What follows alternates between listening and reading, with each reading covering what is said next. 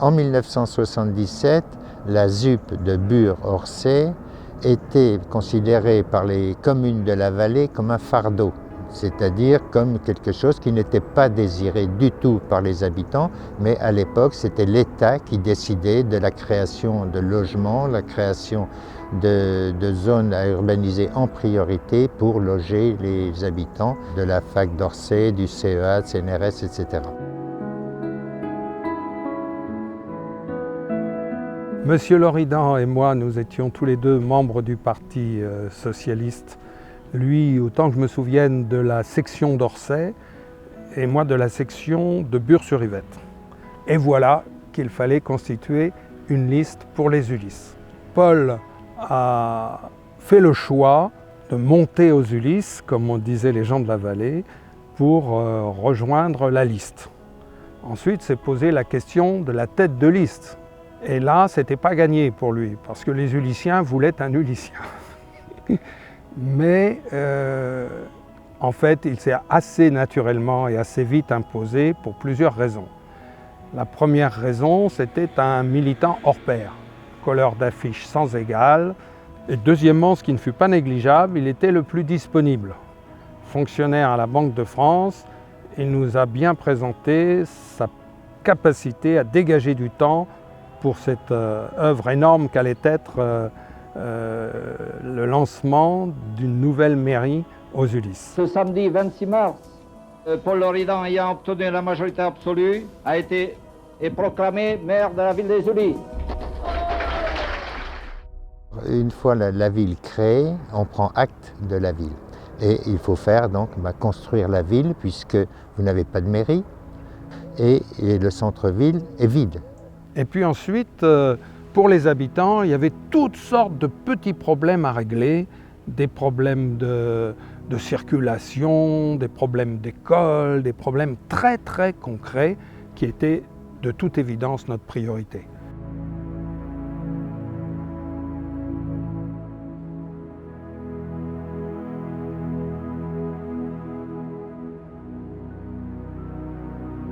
La ville a été pilote sur tout. Et M. Loridan a emmené toute son équipe dans tout. On a été pionnier en tout. On s'est lancé dans tout ce qui pouvait être expérimenté en sport, en culture, en urbanisme. Comme tout ce qui était animation culturelle, ça n'existait pas. On a inventé nos métiers.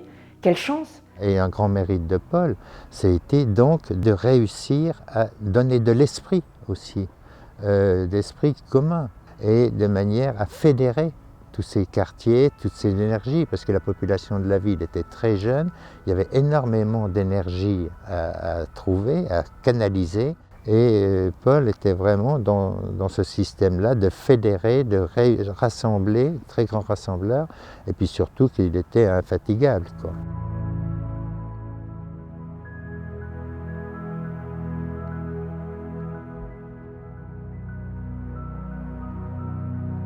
Il y a une anecdote qui montre à quel point on était jeunes quand même.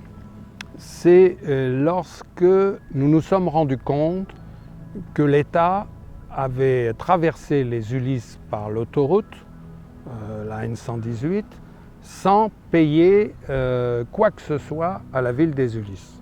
Paul était spécialiste en droit administratif, donc il nourrit les recours. Il ne se passe rien. Nous décidons un coup d'éclat. Et nous décidons que puisque c'est notre terrain, que l'État ne l'a jamais payé, on va y construire un péage. Et donc, on décide, un samedi matin, nous envahissons l'autoroute. Et nous créons ce péage. Et nous gagnons nos premiers francs de péage. Les gens disaient, mais vous êtes fous, c'est quoi ce péage? C'est un péage municipal. Vous êtes fous et tout. Et on était très très heureux, très fiers de nous, même si on a été délogés par les CRS, parce que le lundi suivant, on était invité à s'asseoir autour d'une table pour régler cet épineux problème, comme a dit le préfet. Il fallait restructurer Jacques Prévert. Ça a été la première chose que nous avons faite. Puis nous avons lancé le théâtre, la salle de spectacle polyvalente, Boris Vian. Et puis nous avons lancé, lors de ce premier mandat aussi, la médiathèque.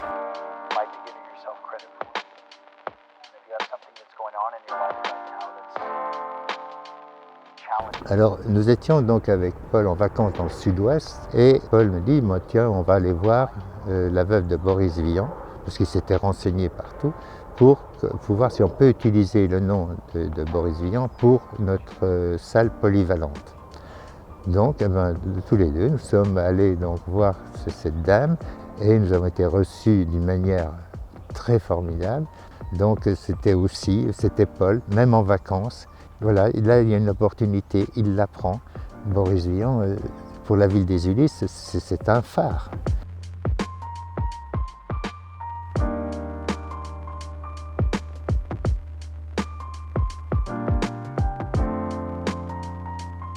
Les Ulyssiens ne peuvent pas tous aller à Paris. Donc à nous, à charge de leur présenter la possibilité de voir dans leur salle, faite pour les Ulyssiens, des têtes d'affiche, des pointures, des spectacles. Il adorait la musique, des opéras, etc.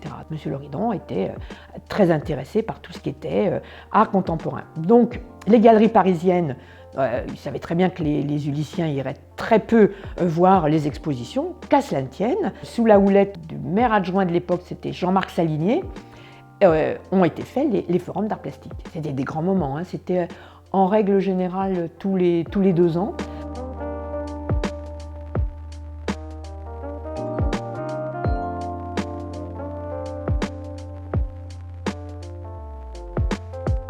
En 1977, là, quand la ville a été créée en tant que telle, il faut voir qu'il y avait 80% de la population qui avait moins de 30 ans. Hein. Donc c'était une population jeune et très dynamique.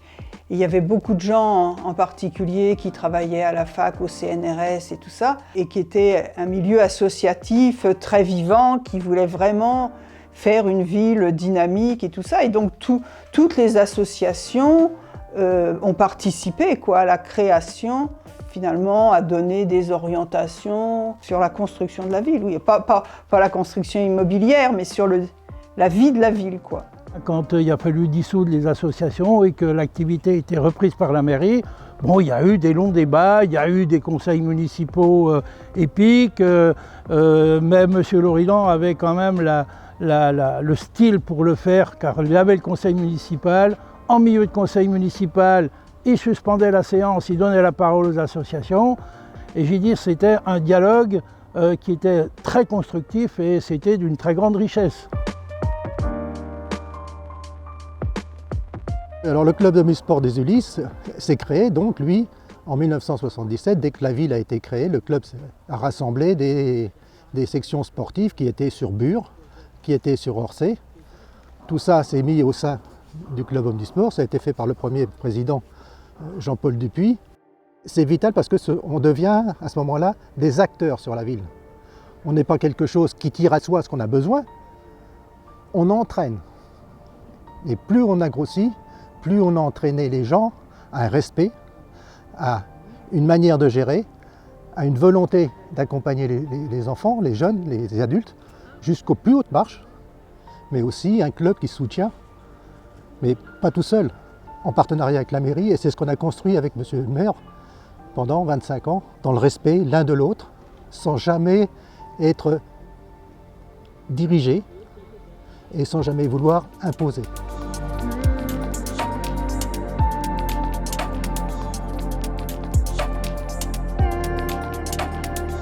La vie associative pour Paul Loridant, dès le départ, a été primordiale. C'était une action incontournable à ses yeux et il avait tendance à nous rappeler très régulièrement que les gens qui œuvraient au niveau des associations de la ville n'étaient pas de simples bénévoles, mais de vrais militants qui s'engageaient pour des causes à tout point de vue. Et toutes les manifestations qu'on a pu réaliser sur cette ville, il reconnaissait volontiers que c'était grâce à ces personnes qui donnaient sans compter.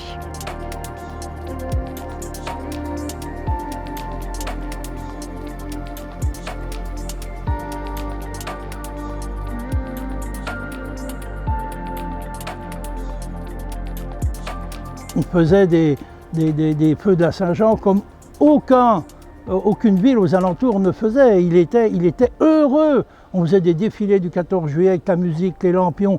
les rendez-vous, la place, l'esplanade était noire de monde, on partait en défilé pour traverser les bergères, c'était extraordinaire. Le carnaval, c'était fou. On faisait des balles. Il adorait ça, Paul, les balles, et puis un petit gueuleton après. Hein.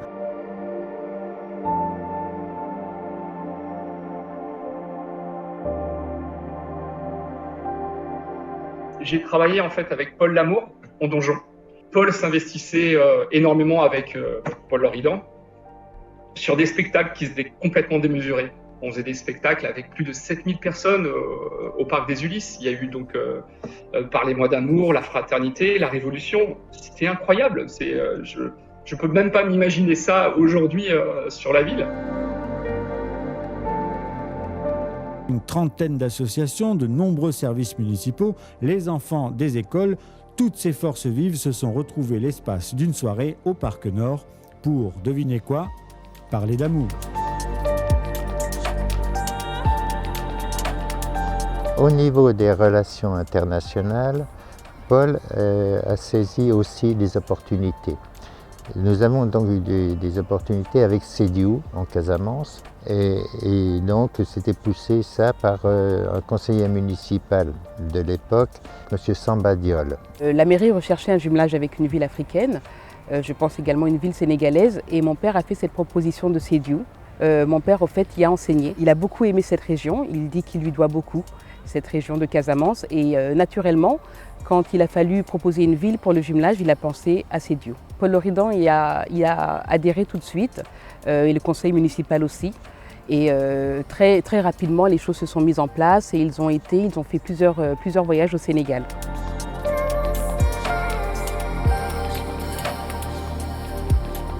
Ce qui correspondait aussi à notre vision des choses, c'est-à-dire des relations nord-sud, donc avec l'Afrique. Et cette relation a été travaillée, etc., accompagnée avec la création aussi d'un comité de jumelage qui permettait donc qui était un facilitateur pour ces relations.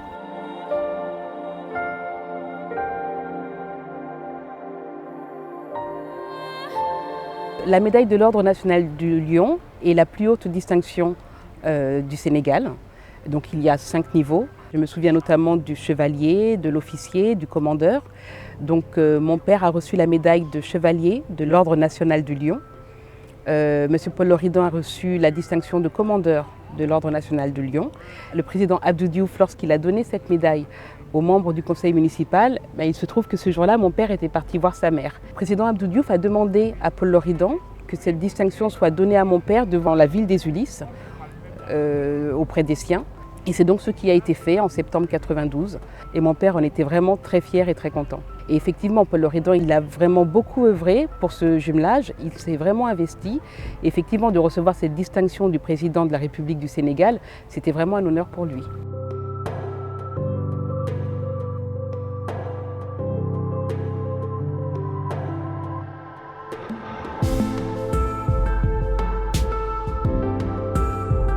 Nous avons éprouvé le besoin d'avoir des relations aussi avec une commune européenne.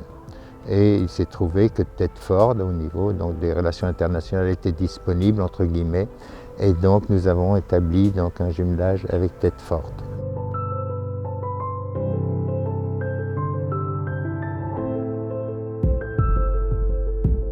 Paul est devenu sénateur, je crois que ça lui a fait du bien lui-même aussi, parce que ça l'a assuré encore plus dans sa mission pour les Ulysses. Paul était passionné donc du fait de sa formation économique, Sciences Po, et puis aussi sa formation surtout Banque de France, où il s'occupait de la conjoncture. Alors cette formation l'a conduit à un intérêt très particulier au niveau des finances de l'État, donc il a beaucoup travaillé à la commission finances du Sénat. Paul Loridan a mené de grands combats au Sénat. D'abord, en premier lieu, pour sa ville, parce que c'était un élu local qui n'oubliait jamais, quand il était au Palais du Luxembourg, les intérêts de sa ville et les intérêts des communes de son département. Il se faisait souvent le relais des préoccupations et des attentes d'un certain nombre d'élus, maires de l'Essonne. Il a mené des grands combats au Parlement qui étaient bien évidemment en résonance avec ses convictions politiques. C'est un homme politique qui a dit non à un certain nombre de reprises. Il a été l'auteur d'un rapport extrêmement remarqué sur la politique spatiale de la France. Il a été l'auteur également d'un rapport qui a fait date en matière de surendettement, qui visait à toiletter, à moderniser ce dispositif pour prendre en compte les évolutions. Le troisième domaine dans lequel il s'était illustré, c'était un rapport sur le travail en prison, sous un angle à la fois économique, social et humaniste, parce que c'était un grand humaniste. C'était quelqu'un qui croyait à la possibilité des hommes, à la rédemption chez les hommes, à la possibilité de s'améliorer. Il me semble que la commission des lois, pour vérifier la constitutionnalité et l'égalité des citoyens devant la loi, d'une part. Ce qui l'avait beaucoup touché, beaucoup ému, il avait fait l'objet de propos dithyrambiques en séance de la part de Robert Badinter. Robert Badinter avait pris la parole dans l'hémicycle et avait dit de Paul Loredan « Monsieur, vous êtes un honnête homme ». Ça l'avait énormément touché. Paul avait une qualité énorme, c'est qu'il était pédagogue. Il a toujours défendu la transmission, en fait, il voulait transmettre. Et donc il expliquait, il a toujours tout expliqué. Et c'est aussi un argument qui a fait que je me suis rapprochée de lui politiquement, parce qu'il expliquait tout et je me disais, bah oui, finalement, tu es d'accord avec lui. Pour moi, la plus grande fierté de Paul, en tant que maire de la ville, c'était de savoir que les jeunes avaient réussi dans leur parcours. Peu importe le parcours, qu'il soit sportif, culturel, intellectuel, réussir dans les études, c'était le fait de les avoir connus jeunes et de pouvoir les retrouver et d'avoir fait un parcours. C'est-à-dire que la mairie des Ulysses, sous l'impulsion de M. Loredan, il y avait énormément d'événements, de propositions, que ce soit à travers les maisons pour tous, le centre Boris Vian, des propositions qui étaient faites en direction des écoles. J'ai eu l'occasion de le voir à diverses manifestations, notamment la remise des dictionnaires, qui était un moment privilégié où il interrogeait les élèves. Et justement, il mettait un petit peu en perspective la chance que pouvaient avoir ces élèves d'être dans une école laïque, avec des possibilités qui s'offraient à eux. Et quand il leur remettait le dictionnaire, il mettait ça en perspective en disant que le dictionnaire allait être celui qui allait les accompagner durant leur scolarité. Je vous propose la chose suivante. Je vais vous demander de faire 0 faute à la dictée que vous ferez à la fin de la classe de 3e lorsque vous passerez le brevet des collèges. Pour beaucoup des élèves qui étaient ici, ils recevaient ça comme le Saint Graal, un dictionnaire, c'était quelque chose. Et je me souviens que lors de la distribution, M. Loredan n'avait pas fini son intervention, qu'il y avait déjà des élèves qui étaient penchés dedans, qui regardaient, qui s'interpellaient, les drapeaux des pays, les illustrations. Donc c'était quelque chose d'extrêmement fort pour eux. Il y avait M. Cassinari également qui venait, souvent Mme Lepoule.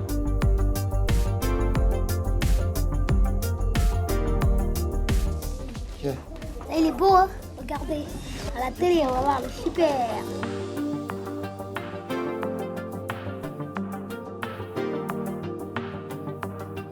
Toute mon enfance, toute ma jeunesse, le maire a été Paul Loredan. Et ça a été un maire très proche, c'est-à-dire qu'à l'école, il venait, il nous faisait des cours d'éducation civique, des explications. Où est-ce que vous travaillez, monsieur? Moi, je travaille à la banque. Combien est-ce que vous gagnez? Enfin, il était vraiment très ouvert et dès qu'on le rencontrait, on était content de le voir, de lui dire bonjour. Grandir aux Ulysses, c'est ce que je raconte à mes enfants, justement. Je leur raconte à quel point, voilà, on était totalement insouciants, mais dans une ville où on se sentait tout de même en sécurité. Et il y avait en fait une ville sur 2 niveaux, où on n'avait pas besoin de traverser les routes, on n'avait pas besoin, les parents étaient beaucoup moins méfiants quand on sortait dans la rue. Je leur raconte tous ces jeux qu'on s'inventait, quand on jouait à la serbacane, quand on allait à la chasse au tétard. Je leur raconte que les copains, on les retrouvait dehors. C'était une vie qui n'était pas terminée. On avait des passerelles qui donnaient sur rien. C'est quand même improbable de raconter ça à mes enfants. Pour aller au carrefour Les Ulysses, c'était le bord-bas de combat pour nos parents. C'était des grands terrains vagues avec de la boue partout, des trous partout, avec des caddies abandonnés dans tous les sens. Non, c'était quand même assez incroyable la vie des Ulysses au début.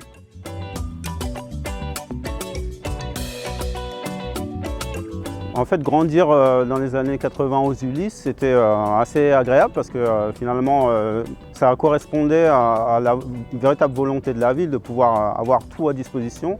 Et puis une dynamique, je dirais pas de village, mais en fait de vivre ensemble. Je suis arrivé au service jeunesse des Ulysses en 1997. Donc il y avait une politique qui était menée vraiment de pouvoir faire bénéficier les jeunes d'un ensemble d'activités sportives, de loisirs, culturels, pour tous les jeunes de la ville. C'est pour ça que nous on ressentait bien la politique de jeunesse de l'époque comme une volonté d'être les citoyens de demain, d'être complètement épanouis, de réussir à l'école, de réussir professionnellement, mais surtout de réussir dans la vie, dans la société d'aujourd'hui.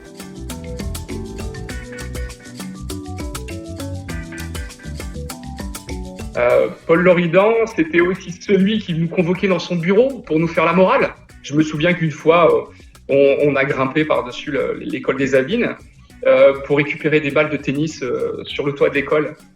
Et donc on s'est fait choper. Le lendemain, convocation, mais par le maire. Et il nous a engueulés comme si c'était notre père, pareil, en nous disant « mais qu'est-ce que vous avez fait ? C'est complètement imprudent. » Voilà, il nous faisait la morale comme ça, Paul.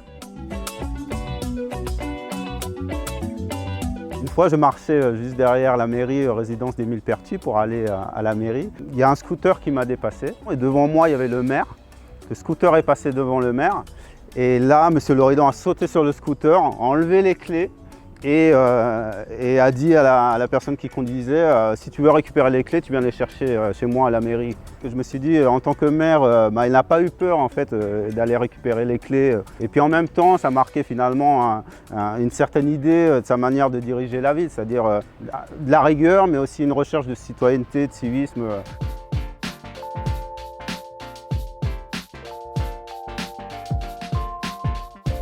Paul a développé une politique sportive d'accessibilité des équipements et je crois que ça restera ancré chez tout Ulyssien. On peut aller se promener au Parc Nord, aller courir au stade, il y a des espaces verts, il y a des espaces dédiés aux activités sportives. Ça a toujours fait partie prenante et les Ulyssiens savent très bien que du tennis en passant par cette volonté de pouvoir pratiquer à tout moment de la journée, librement, seul, encadré, c'était quand même la volonté de Paul, d'avoir une ville qui était dynamique et qui était du coup sportive.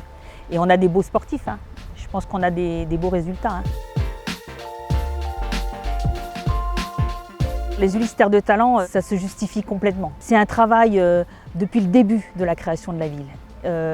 Chaque sportif, on y a fait attention, chaque projet a été étudié, chaque demande a été... c'était important pour nous. On était à l'écoute des habitants, à l'écoute des Ulyssiens. On travaillait main dans la main avec le tissu associatif, avec l'éducation nationale.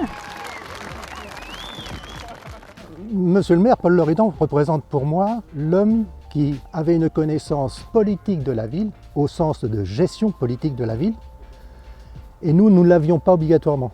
Eh bien, il a su nous la transmettre. Et il a su en même temps nous dire, voilà les règles du jeu. On s'est retrouvés vraiment sur les orientations qu'on attendait du sport dans une ville comme la nôtre. Les électeurs ne nous ont pas mis en tête, nous en prenons acte. Je constate que cette ville des Ulysses a besoin de s'investir dans l'avenir. Je souhaite que pour l'avenir des Ulysses, il y ait une vraie réussite. Lorsqu'il n'a plus été maire, Paul Loridan, avec ses différentes étiquettes, élu de l'opposition, adjoint au maire, de nouveau élu de l'opposition, n'a en rien changé son fonctionnement et son intérêt pour la ville. C'était quelque chose de viscéral et le titre importait peu. Ce qu'il voulait, c'est que la ville progresse, que la ville évolue, continue d'évoluer, soit en perpétuelle évolution. La question à ce que doivent les habitants des Ulysses à Paul, je crois que c'est sa longévité en tant que maire et aussi en tant qu'après même conseiller municipal d'opposition. Il a toujours eu cette présence sur la ville, donc une longévité, donc ça veut dire que les affaires ont continué. La ville a toujours été à construire et aussi à reconstruire. Desulis lui doit beaucoup quant à cette ouverture sociale.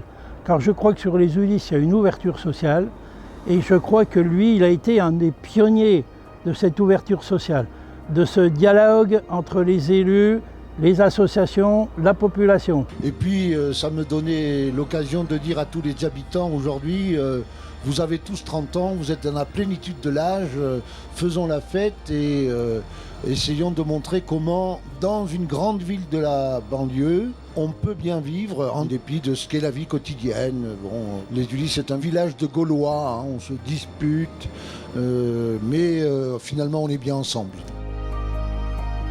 Ce que Paul a laissé, c'est que, indépendamment du fait que certaines passerelles sont tombées sur la ville, il en a créé plein d'autres.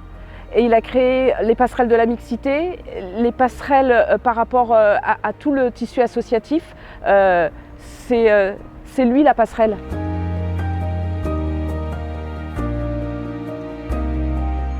À l'époque, le maire se nommait Paul Loridan.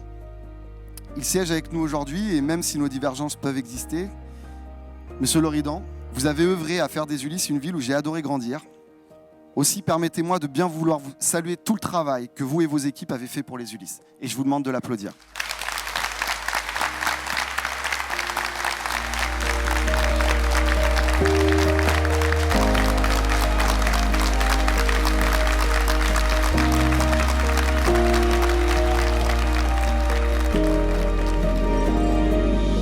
J'ai envie de te dire merci, Paul, pour ce que tu m'as légué et ce que tu nous as légué.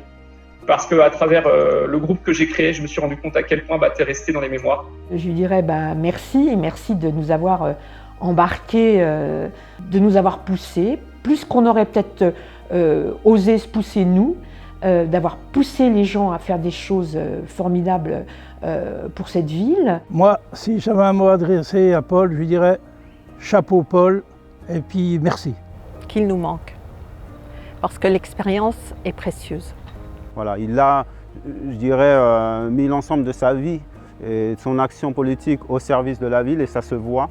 Et maintenant, c'est un héritage qu'il nous a laissé et charge finalement à chaque habitant, chaque partenaire, chaque agent de la ville de pouvoir en être digne. Je dirais, Paul, si tu m'entends, rappelle-toi le premier jour où nous sommes rentrés dans le bureau du maire. Tu venais d'être élu. Et tu as dit, Jo, si on travaille bien, si on ne fait pas de bêtises, il n'y a aucune raison qu'on ne soit pas là encore dans 30 ans. Eh bien, tu as tenu ton pari. Bravo à toi.